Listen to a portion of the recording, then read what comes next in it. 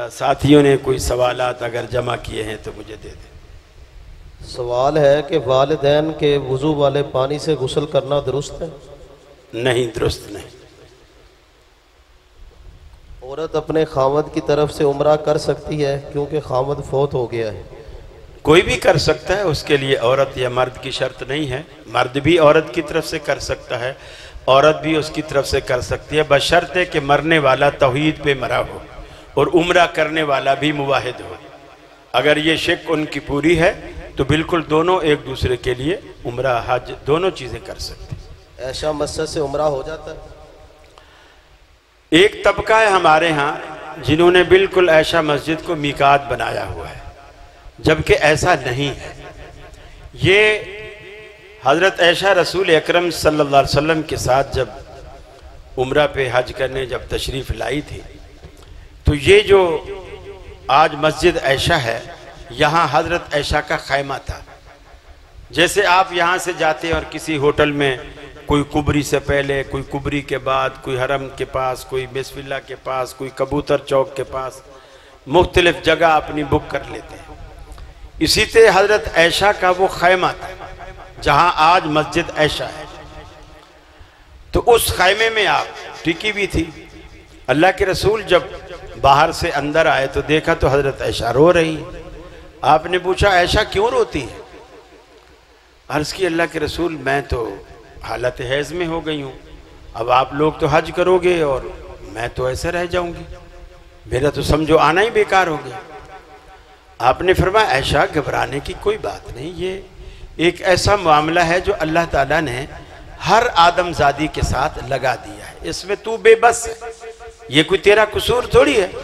तू सारे वो काम कर जो हाजी करते हैं, सारे काम कर सिवाय बैतुल्लाह के तवाफ के और नमाज के। ये दो काम तू नहीं कर सकती, बाकी सारे काम कर। अरफात जाना है वहाँ जा, मुज़दलिफ़ा जाना है वहाँ जा, मिना ठहरना है वहाँ ठहर, जो भी करना है सारे काम कर सिवाय बैतुल्लाह के तवाफ के और नमाज के। वो वहाँ रुकी रही और उसके बाद जब वो पाक साफ हो गई, नहा लिया, तो आपने उनके भाई हज़रत अब्दुर्रहमान बिन अबी बकर से कहा कि जाओ अपनी बहन को ले जाओ, इनकी जो चीज़ें रह गई हैं वो यानी बैतुल्लाह का तवाफ़ वगैरह वो इनको करा के आ जाओ।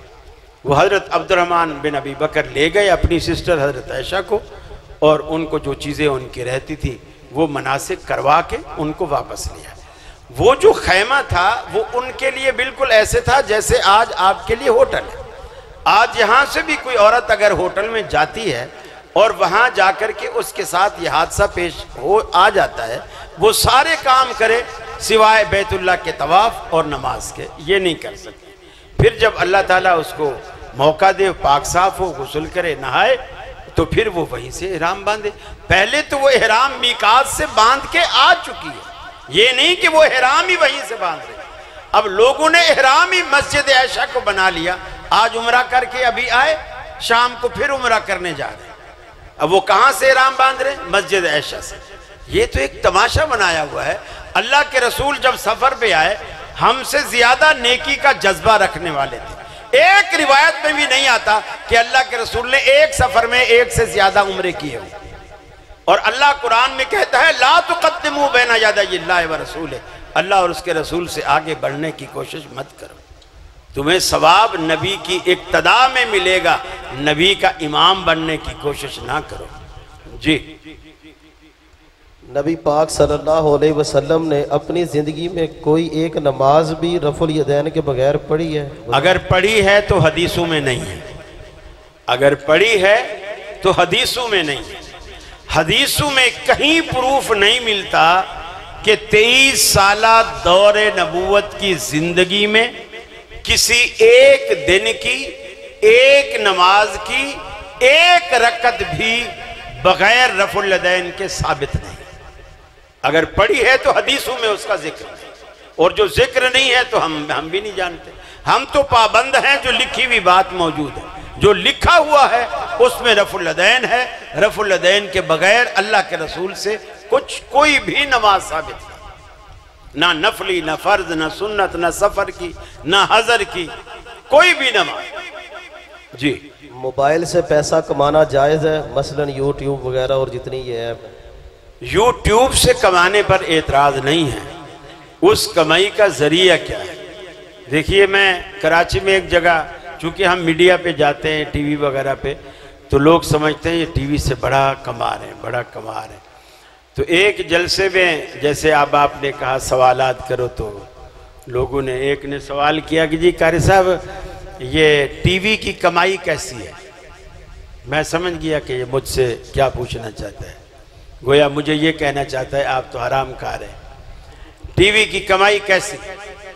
मैंने क्या, अगर कुरान सुना के कमाओ तो हलाल है, अगर नाच के कमाओ तो हराम है। यही मामला, यही जवाब मेरा आज भी है। यूट्यूब हो या फेसबुक हो या व्हाट्सएप, अगर वहाँ ये जो कमाई मिलती है ना, उस कमर्शियल की आपको मिलती है जो आपके प्रोग्राम के दौरान आपकी उस वीडियो में इश्तिहार चलते हैं, जो कमर्शियल चलते हैं। अगर तो वहाँ साइड में बाबरा नाच रही है तो जाहिर बात है आपको उसी की कमाई मिल रही है जो हराम है। और अगर दारुस्सलाम मकतबे के कोई इश्तिहार आ रहे हैं कि सही बुखारी का तर्जमा छप चुका है, ये ले लो, मुस्लिम का तर्जमा आ चुका है, ये ले लो, अगर इस, या टिंडे टमाटर और आलू और इसके कोई इश्तिहार आ रहे हैं तो भी कोई हर्ज नहीं, या किसी दुकान की आइसक्रीम के या हमदर्द वालों की रूह अफ़ज़ा के इश्तिहार आ रहे हैं तो भी कोई हर्ज नहीं।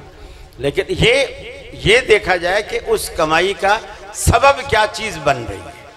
अगर वो सबब जायज़ है तो कमाई जायज़ है, अगर वो सबब नाजायज़ है तो कमाई भी नाजायज़ है। और कुछ सर? किस्तों पर कीमत बढ़ाकर सामान बेचना कैसा है? जी जज़ाकल्लाह, आज पहली दफ़ा किसी ने सही का सवाल किया है। देखिए, हदीस में आता है मम बा बयातैन फलहु औ कसहुमा अविर रिबा।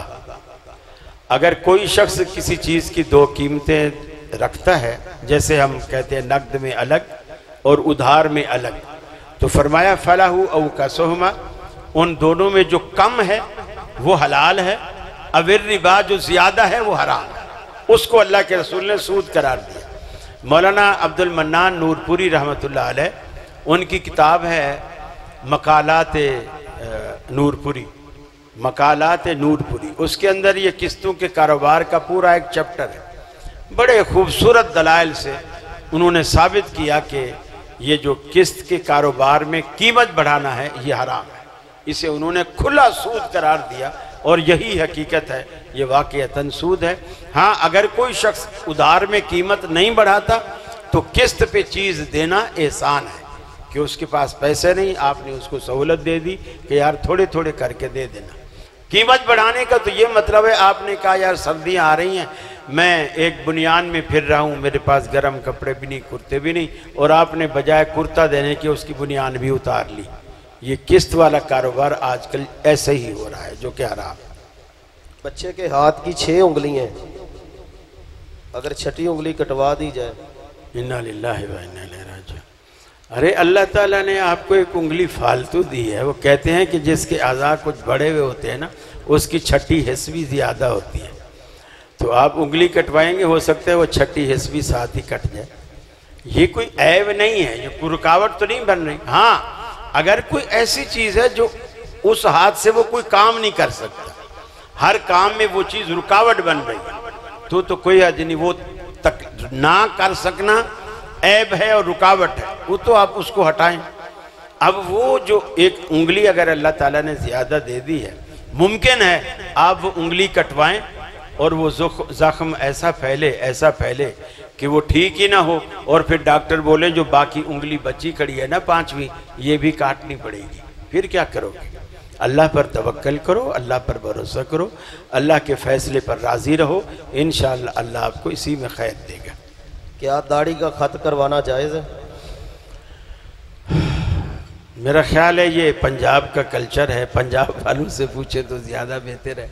अल्लाह के रसूल ने फरमाया कस्सु शवारिब वाफ़ुल लुहा, कि मूँछों को पस्त करो और दाढ़ी को माफ़ कर दो। माफ़ का मतलब ये होता है कि इसका कोई भी जुर्म है, मसलन ये बढ़ती है, ये बिखरती है, ये खिलरती है, मोटरसाइकिल पे 2 हिस्सों में बट के आपके कंधों पे सवार हो जाती है।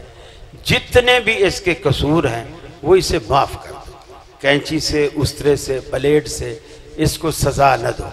माफ़ी का यही मतलब है, अल्लाह के रसूल का यही फरमान है। हाँ, मूँछों को जितना पस्त कर सकते हो करो, इसका अल्लाह के रसूल का हुक्म। जी, क्या वितर इशा की नमाज में शामिल है? जी, इशा का हिस्सा है। सिर्फ इस वजह से इसे तहज्जुद में पढ़ा जाता है कि अल्लाह के रसूल ने फरमाया कि इजालू आखिरा सलातिकुमुल लैला वित्र, कि वितर को रात की आखिरी नमाज बना। तो इस वजह से जिन लोगों को तहज्जुद पढ़ने की आदत है तो उनको हुक्म यह है कि वो रात को वितर छोड़ दें, जब तहज्जुद पढ़ लें तो आखिर में फिर वितर को अदा कर लें, ताकि ये उनकी सुन्नत पे अमल हो जाए कि आपने फरमाया वितरों को आखिरी नमाज बनाओ। वरना जब अल्लाह के रसूल ने, जिन लोगों ने तहज्जुद की आदत नहीं थी, उनको आप इजाज़त देते थे, वितर इशा के साथ पढ़ते थे। जी, ये इंतज़ामिया ने मना किया है। सवाल इधर से आएगा, इधर से नहीं आएगा। जी, फ़र्ज़ नमाज के बाद इज्तिमाई दुआ करना जायज़ है? देखिए, इसको रूटीन ना बनाया जाए। फ़र्ज़ नमाज के बाद इज्तिमाई दुआ को रूटीन ना बनाया जाए, और दूसरी बात, इसे सुन्नत भी ना समझा जाए।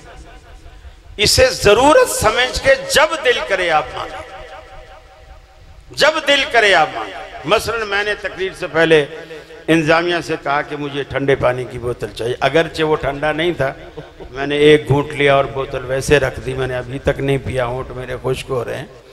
लेकिन मैंने तकरीर से पहले जो ठंडा पानी पिया, अगर आप में से कोई पूछे कि जी अल्लाह के रसूल ने तकरीर से पहले ठंडा पानी पिया था, तो मेरे पास एक ही जवाब है कि मैं इस दलील के देने का तब पाबंद हूं जब मैं ये कहूं कि तकरीर से पहले पानी पीना सुन्नत है।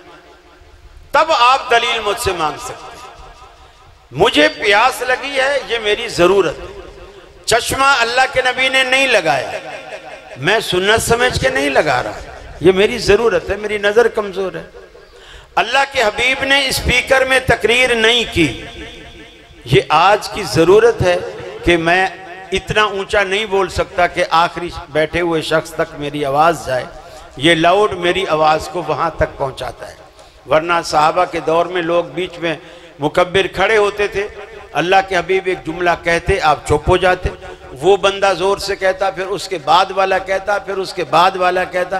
कितना टाइम लगता तकरीर करने में। आधे लोग तो आप तंग आकर वैसे ही उठ के चले जाते। और अभी ये है कि आप आखिर तक बैठे हुए हो, बेशक चावलों के लिए बैठे हो, लेकिन बैठे तो हो ना। जी, क्या साइड से मांग निकालना जायज़ है?